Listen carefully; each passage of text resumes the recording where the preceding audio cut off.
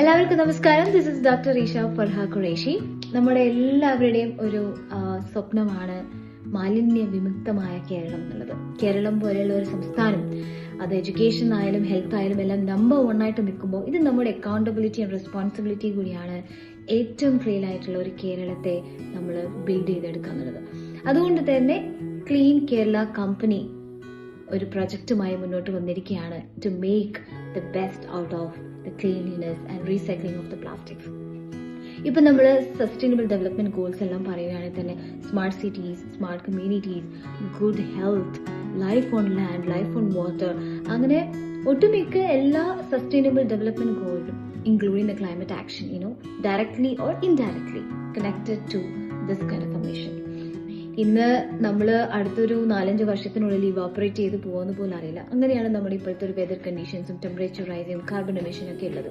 അപ്പോൾ ഒരു recycling of the plastic എന്ന് പറയുമ്പോൾ തന്നെ there is a huge reduction when it comes to carbon emission, because additional ആയിട്ടുള്ള പ്ലാസ്റ്റിക്കുകളും അതുപോലെ നോൺ ബയോഡിഗ്രേഡബിൾ ആയിട്ടുള്ള ഒബ്ജക്റ്റുകളും എല്ലാം നമ്മൾ റീസൈക്ലിംഗ് ചെയ്യുമ്പോൾ അതിന്റെ ന്യൂ പ്രൊഡക്ഷൻ സൈക്കിളിനെ നമ്മൾ റെഡ്യൂസ് ചെയ്യണം. From the production, manufacturing to the disposal there is a huge amount of carbon which is been emitted.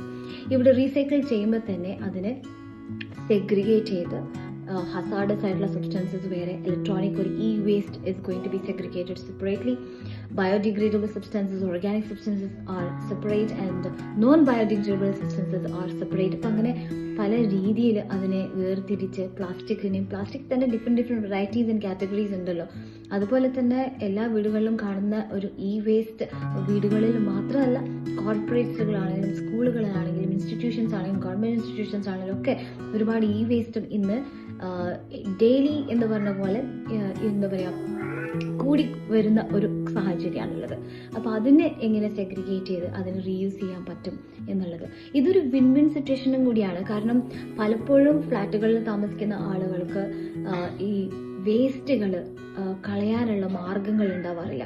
അത് ഇലക്ട്രോണിക് വേസ്റ്റ് ആവണമെന്നില്ല, നമ്മൾ കഴിക്കുന്ന സ്ഥിരമായി ഉപയോഗിക്കുന്ന വസ്തുക്കൾ, പ്ലാസ്റ്റിക് ഒബ്ജക്റ്റുകൾ, ഇതെല്ലാം തന്നെ ഡിസ്പോസ് ചെയ്യാനായിട്ട് വളരെയധികം കഷ്ടപ്പെടുകയാണ്. അതെവിടെയും നമുക്ക് പബ്ലിക്കായ സ്പേസിൽ കത്തിച്ച് കളയാനോ അല്ലെങ്കിൽ കെമിക്കൽ ഡിസ്പോസൽ ഓപ്ഷൻസോ ഒന്നും നമുക്കില്ലാത്ത സ്ഥിതിക്ക് അപ്പോൾ ഇതൊരു വലിയൊരു വിൻ വിൻ സിറ്റുവേഷൻ ആണ്. ഒന്ന്, it is actually going to relief ആണ് എല്ലാ ആളുകൾക്കും, സ്പെഷ്യലി സിവിലിയൻസ്, നമ്മുടെ സിറ്റിയിൽ തിങ്ങിക്കൂടി ജീവിക്കുന്ന കൊച്ചി പോലെയുള്ള നഗരത്തിലൊക്കെ ആണെങ്കിൽ ഇതൊരു ഭയങ്കര ഒരു സപ്പോർട്ടാണ്. കാരണം to take away all this waste from their house and making use of it. At the same time അവർക്ക് അതിന് ഒരു പേയ്മെന്റും ഉണ്ടെന്നുള്ളതാണ്. ബേസ്ഡ് അപ്പോൺ ചില